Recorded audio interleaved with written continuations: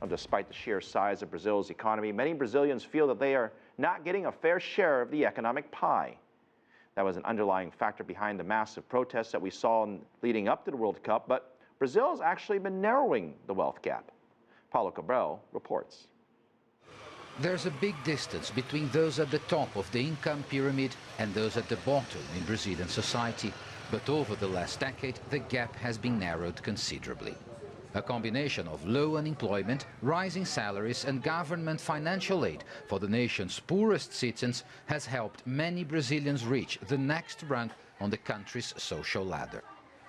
We're still one of the most unequal countries in the world, but well, when we look at in perspective, in a comparative perspective, we can look at a lot of important countries that their inequalities are increasing, but here in Brazil, our inequality is decreasing.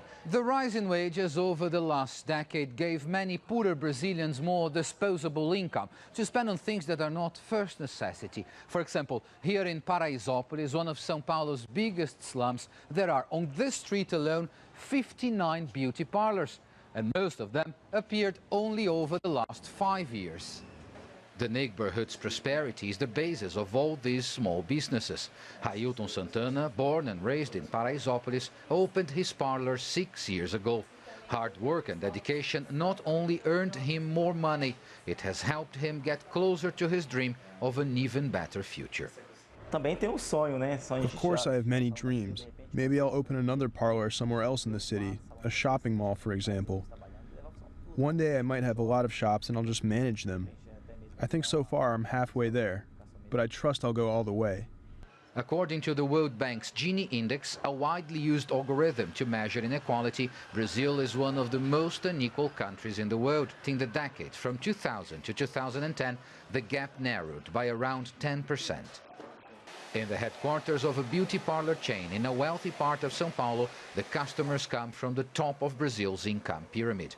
The French-born woman who founded the chain 55 years ago says all Brazilians aspire to the same thing. Well, feeling beautiful and well cared for increases self-esteem. And of course that's important for personal growth. And this goes for all social classes, for all human beings, really. There is still a huge income gap between the poorest Brazilians and the wealthiest. But based on recent trends, economists say Brazilians like Railton stand a better chance of building wealth like Janini's. Paulo Cabral, CCTV, São Paulo.